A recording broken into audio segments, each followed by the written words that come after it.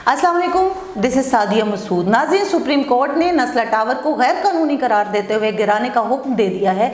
इसी हवाले से हम प्रोग्राम करेंगे। हमारे साथ स्टूडियो में मौजूद हैं सीनियर एंकर पर्सन जुल्फ़िकार राहत साहब। सर, सुप्रीम कोर्ट ने नस्ला टावर को गिराने का हुक्म दे दिया है और किसी धमाका खेज मवाद से उड़ाने का हुक्म भी दिया है, तो आप इस सारे सिनेरियो को किस तरह से देखते हैं? देखिए, ये नस्ला टावर का मामला एक इमारत का नहीं है। वहाँ पे सैकड़ों फैमिलीज रह रही हैं, 150 फ्लैट्स हैं और बड़े महंगे और वीवीआईपी फ्लैट्स हैं और बड़े वहाँ पे अमीर लोग भी रहते हैं और इसके साथ साथ वहाँ पे शॉप्स भी हैं, दुकानें भी हैं। लेकिन मसला ये नहीं है कि एक बिल्डिंग को गिरा दें और बाकी बिल्डिंगों को कुछ ना कहें, ये सारी बिल्डिंगें गिरा दें।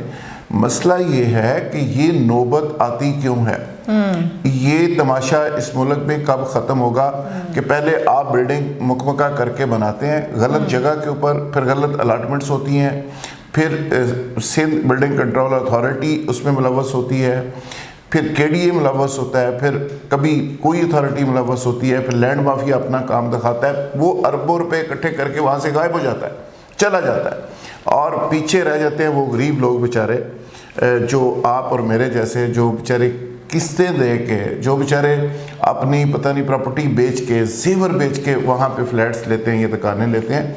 तो मैं समझता हूँ कि इसको धमाका डबल धमाके से उड़ाएं, लेकिन ऊपर धमाके से उड़ाते वक्त बिल्डिंग के टॉप के ऊपर उन बिल्डर्स को भी बांध दें और उन अफसरों को भी बांध दें जिन्होंने ये नाजायज़ प्लाजा बनाया है।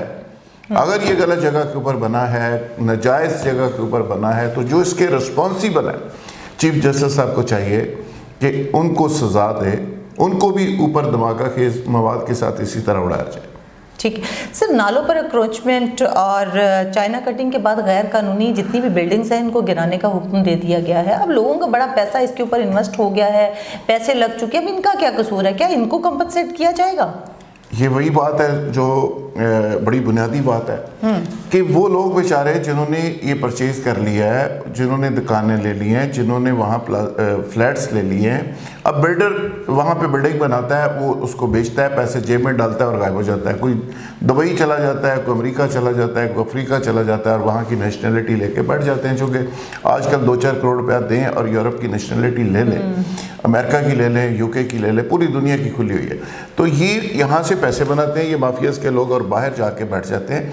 अब सवाल ये है कि चीफ जस्टिस साहब, तमाम अदालतें, तमाम अथॉरिटीज़, तमाम सरकारी दफातर, तमाम रेंजर के ऑफिशियल्स, तमाम वहाँ पे जो म्यूनसिपल के लोग थे, मेयर थे, तमाम कराची के स्टेक होल्डर्स देखते रहे कि नालों के ऊपर कब्जा हो रहा है, चाइना कटिंग हो रही है, वहाँ पे तमाम सरकारी जगहों के ऊपर कब्जे हो रहे हैं और वहाँ पे प्लाजे बन रहे हैं, शादी हाल बन रहे हैं। तो ये तमाशा सारी दुनिया देखती रही और उसके बाद जब ये तमाशा मुकम्मल होता है, कुछ लोग पैसा ले के वहाँ पे बासर लोग लैंड माफिया घरों को चले जाते हैं, फिर ये गिराने वाले आ जाते हैं। गिराने वाले पहले पैसा लेते हैं उन बिल्डर से, फिर नाजायज़ एनओसी देने के, फिर कब्जे करवाने के, यानी 3-4 जगह से वो पैसे लेते हैं और एंड के ऊपर गिराने के नाम पे फिर दिहाड़ी लगाते हैं। तो ये एक दायरे का सफ़र है। इस कौम बेचारी उस दायरे के अंदर घूम रही है, वो कराची हो, लाहौर हो, पेशावर हो, कहीं भी हो। तो ये तमाम अथॉरिटीज़, तमाम डिपार्टमेंट्स ऐसे ही कर रहे हैं। सर, कराची में ये लैंड माफिया और जरदारी सिस्टम है, ये काम किस तरह से करता है? कि क्या जब ये इमारतें बनाई जा रही थी, सीबीसीए और इदारे सो रहे थे, हाथ पे हाथ रख के बैठे हुए थे, इतना नुकसान हो रहा है लोगों का?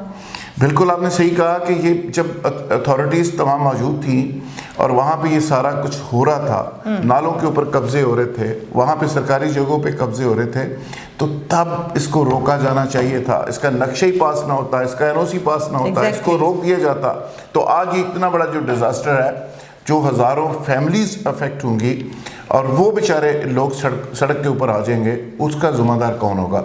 ज़रदारी सिस्टम की आपने बात की, तो आज भी कराची के अंदर कोई चीज़ ज़रदारी सिस्टम से बाहर नहीं है। वहाँ पे अफसर अपनी मर्जी के लगाए जाते हैं, चीज़ें मर्जी से अलॉट होती हैं, लैंड माफिया सरेआम वहाँ पे दहशत की अलामत बना हुआ है। लोग जाके बेचारे बिजनेसमैन पैसे देते हैं। एक बिजनेसमैन ज़मीन खरीदता है वहाँ पे सिंध में, वो वहाँ टावर बनाना चाहता है, वहाँ पे कोई बड़ा प्रोजेक्ट करना चाहता है, तो फिर सिस्टम वाले आ जाते हैं, वो डीसी को वहाँ पे अपने मर्जी का डीसी लगवाया होता है, उसको कह के उसको कैंसिल करवा देते हैं। फिर वो जब तक आप बाहर बैठे माफियाज को या कराची में बैठे हुए ज़रदारी सिस्टम के लोगों को पैसे नहीं देते, आपका प्रोजेक्ट आगे बढ़ नहीं सकता। अभी मैं कराची गया था तो वहाँ पे मेमन बरादरान थे 2-3, उन्होंने यकीन करें मेरे सामने रोते हुए कहा कि जी हमारी अपनी ज़ाती प्रॉपर्टीज़ हैं और उन प्रॉपर्टीज़ पे काम नहीं होने दिया जा रहा, उनके एनओसी नहीं मिलने दिए जा रहे, और बाहर बैठा है कोई माफिया का एक शख्स, ज़रदारी सिस्टम का एक शख्स कराची से ताल्लुक़ रखता है, वो बाहर बैठा हुआ उधर पैसे मंगवा रहा है। वो डीसी को कह रहा है कि ये जो लोग हैं इनका एनओसी आपने नहीं देना, इसको कैंसिल कर देना और ये पैसे मेरे कनाडा शिफ्ट होंगे तो फिर इनको एनओसी देना और फिर ये काम करेंगे। आप मुझे बताएं कि इससे बड़ा मजाक इस कौम के साथ हो सकता है? अगर अदलिया के अंदर इतनी जान है और चीफ जस्टिस साहब चूंकि उस इलाके के रहने वाले हैं, उनको पता है कि वहाँ पे क्या हुआ, तो सबसे पहले उन तमाम अफसरों को उसकी जो 11 मंजिलें 11वीं मंजिल के ऊपर बांधें रस्सों से, बांध के फिर उनको कहें कि जी इस प्लाजे को अब उड़ा दिया जाए।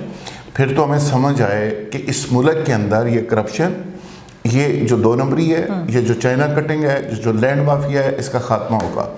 तो अगर इस तरह ही करना है कि एक बड़ा शख्स है वो पैसे लूट के निकल गया है और गरीबों को सजा देनी है, तो इस तरह कोई फ़ायदा नहीं। तो सर आपको नहीं लगता कि ये डिज़ास्टर्स का जो जिम्मेदार है क्या उनको भी सज़ा मिल पाएगी? बिल्कुल, हम वही बात कर रहे हैं कि जो जिनको सज़ा मिलनी चाहिए उनको सज़ा तो नहीं मिल रही। सज़ा तो आम लोगों को मिल रही है, उन मडियाकर्स को मिल रही है, उन बेचारे मिडिल क्लासियों को मिल रही है जिन्होंने कमेटियां डाल के अपने जेवर बेच के, जिन्होंने बेचारों ने भूख काट के अपने छोटे छोटे घर बनाए थे, और अब वो मुझे बताया ना कि वो सामान लेके कहाँ जाएंगे। और ये एक नस्ला टावर की कहानी नहीं है, ये कराची में हर गली मोहल्ले की कहानी है। वहाँ पे चूँकि हाई राइज बिल्डिंग्स बन रही हैं, कराची एक ऐसा शहर है जहाँ पे ये ट्रेंड है हाई राइज बिल्डिंग्स का, और वहाँ पे फ्लैट्स का ट्रेंड है।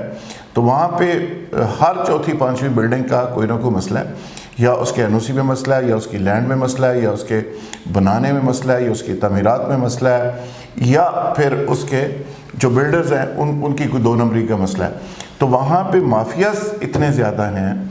कराची शहर की जब तक आप क्लींजिंग नहीं करते, कराची फाइनेंशियल हब है और वो पूरे पाकिस्तान को फीड कर रहा है, जब तक वहाँ से लैंड माफिया का आप इस तरह खात्मा नहीं करते और वहाँ के स्ट्रक्चर को ठीक नहीं करते, वहाँ पे इंफ्रास्ट्रक्चर अब बेहतर नहीं करते, तो कराची इंटरनेशनल सिटी कभी नहीं बन सकेगा और कराची इसी तरह ब्लीड होता रहेगा। पहले एमक्यूएम का वहाँ जमात इस्लामी का कब्ज़ा था, फिर एमक्यूएम का कब्ज़ा हुआ, फिर पीपल्स पार्टी का कब्ज़ा है। वहाँ पे दुनिया की सारी कौमियतें बसती हैं, पंजाबी भी हैं, पठान भी हैं, सिंधी भी हैं, महाजर भी हैं, बंगाली भी हैं, सारे ही। और वहाँ पे पॉकेट्स बनी हुई हैं। जिसका एरिया है, जिसके पास ब्लैकमेलिंग की जितनी ताकत है, वो सिस्टम को उसी तरह उतना ज़्यादा ब्लैकमेल करता है और रियासत और अदारे उसके सामने ब्लैकमेल होते हैं। तो ये एक तमाशा कराची में चल रहा है और ज़रदारी सिस्टम कभी भी वहाँ पे ख़त्म नहीं हुआ। ज़रदारी सिस्टम आज भी वहाँ धड़ल्ले से काम कर रहा है और लोगों से पैसे ले रहे हैं और अफसरों से पैसे लिए जा रहे हैं और अपनी मर्ज़ी के अफसर लगाए जाते हैं और फिर बिजनेसमैनों को ब्लैकमेल करके उनसे पैसे लिए जाते हैं।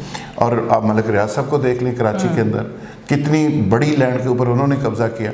तो ये एक तमाशा वहाँ पे चल रहा है, बिल्ली चूहे का खेल वहाँ पे चल रहा है।